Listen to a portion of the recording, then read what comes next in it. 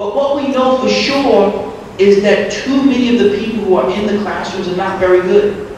How do you know that? Because the results speak for themselves. Either you have to accept that it's your fault for having a dumb kid, or it's the educator's fault for not being able to teach your child. We talk about differentiation, things like that, saying kids come from different places. Well, of course they do. Yeah? The expectation when you come into a classroom is that every single child has come from somewhere else, but you are the only one who knows what's next. And when you have the capacity to teach, you can teach a child, and a teacher who's really good at what she or he does performs miracles every day. Because you know this. You know this because you're here today, because somebody who was a teacher believed in you when your own family didn't. Believed in you when you didn't. Dared you to quit on yourself. Dared you to say, I'm not going to do it. Dared you to think of yourself as anything other than the person who's sitting here today. If that teacher called you today and asked you to do something, I swear, my grandmother said, I swear for God. If Mr. Such and Such or Miss Such and Such called on you at this moment, you get right up and walk right out. Without a question, am I right? Get right up and walk right out, because you know what he did for you. But if there are people doing it right, there are people doing it wrong.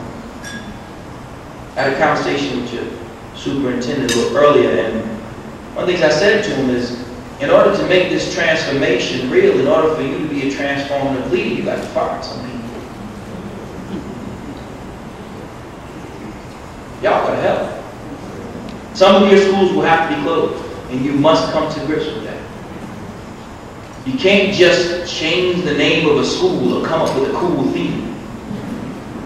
You got the same team wearing a different uniform. They sucked before.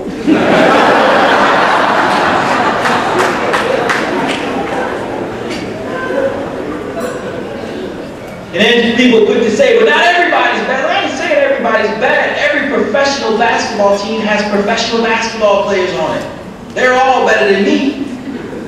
But against other professionals, they suck. No matter what uniform they have on, no matter what theme, no matter what coach they have. There's some teams that are not good, and they need to be disbanded. They need to be closed down, so that the children can be put forward, so that children's needs can be put forward, because as I said, when a child loves you, there is no greater love than the love that comes directly from you, and from a child to you. If you've ever worked with children, you know that even if that child lives in the hood, when that kid loves you, man, you are safe. You can go to the hood. I'm talking about the hood. Kids say, you know, I miss such, I want you to come up. No, I'm good. No, come on out.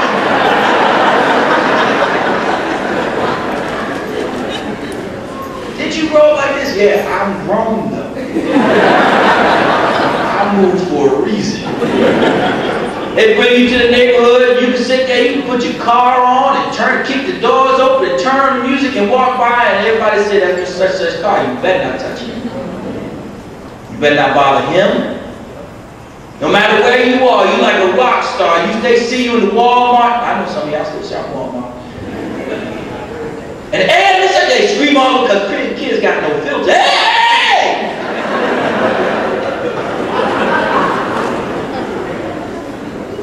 But let the kid think that you don't love him. Man, you can put the club on your car. Oh, you can sit in it. And you will wake up naked without a car.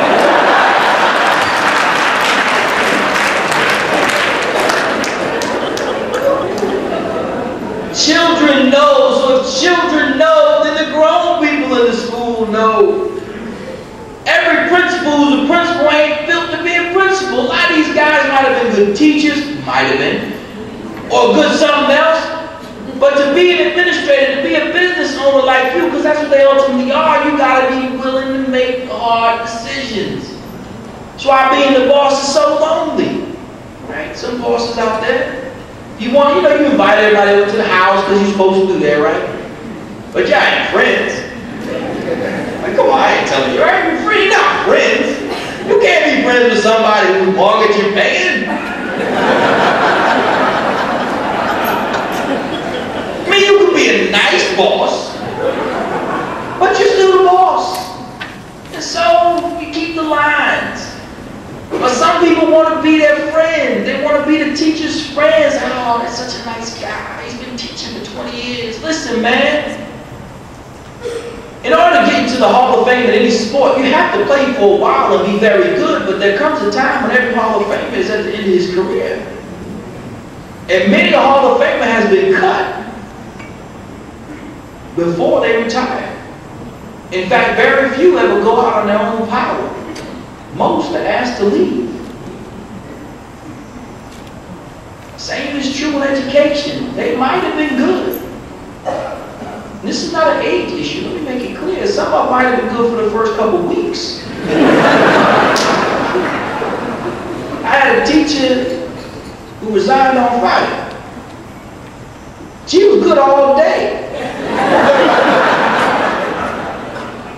But that last period was a doozy.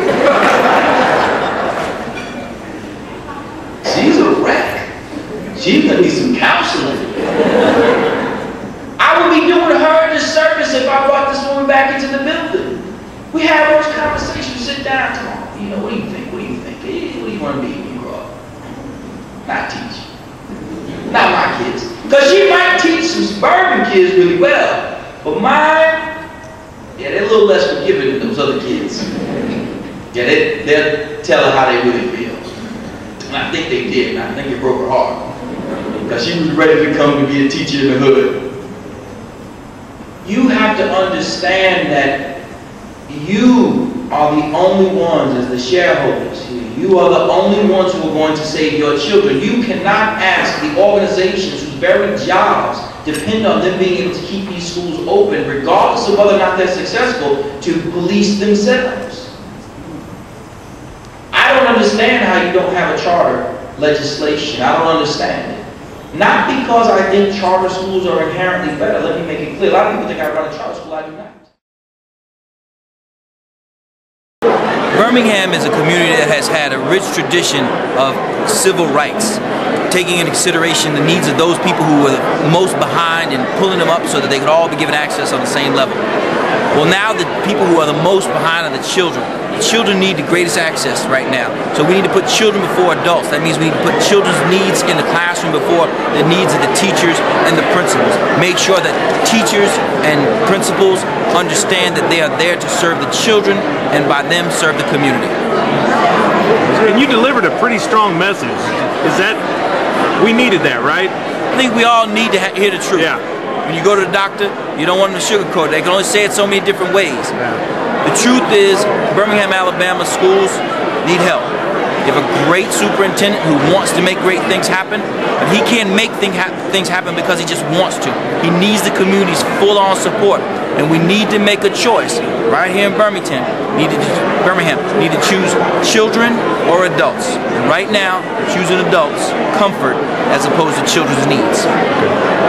That's all I got. Give us something else. Yeah, one last question. Education. Let's put it in perspective. This is a business group. Tell about the importance of it in terms of businesses. Why it's important for businesses to support it. Businesses essentially are the shareholders of public education. These folks here are the ones who are likely paying the most to make sure the schools stay in business. In addition to that, though, no business can exist, not one, with uneducated and incapable people. So everyone, regardless of where you are on the economic sector, you need to do something to make sure the schools are working better. You talk about taking on the teachers union, which is a big problem here in Alabama because they control so much. And then you look at Michelle Reed, she just resigned after her mayor who gave her all that support gone. How realistic is it for the school system, the community to take on the school, the union, the PR machine, and win? We are winning. Michelle Reed resigned because she was ready to move on to something different.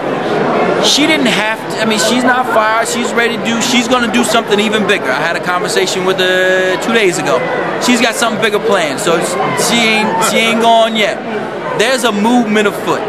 In this community, people have had enough. And I know it. There's a bubbling feeling here that people have had enough. They're not going to kowtow to any organization that's going to stand in the way of their children and the life that they want. So I know that Birmingham is not going to let a group of teachers tell them what's going to happen in their community. You talk about your school is not a charter school. What kind of school is it? It's a magnet school. Okay, so it's part of the public school. It is a public school. I work for the superintendent, who I got to get ready to call in a couple minutes. So how are you able to fire teachers or move? Tell me, how does that work in your school? I just do what the rules say. I make sure I do my observations, and then I sit down and have a grown person conversation with them, tell them they got to go.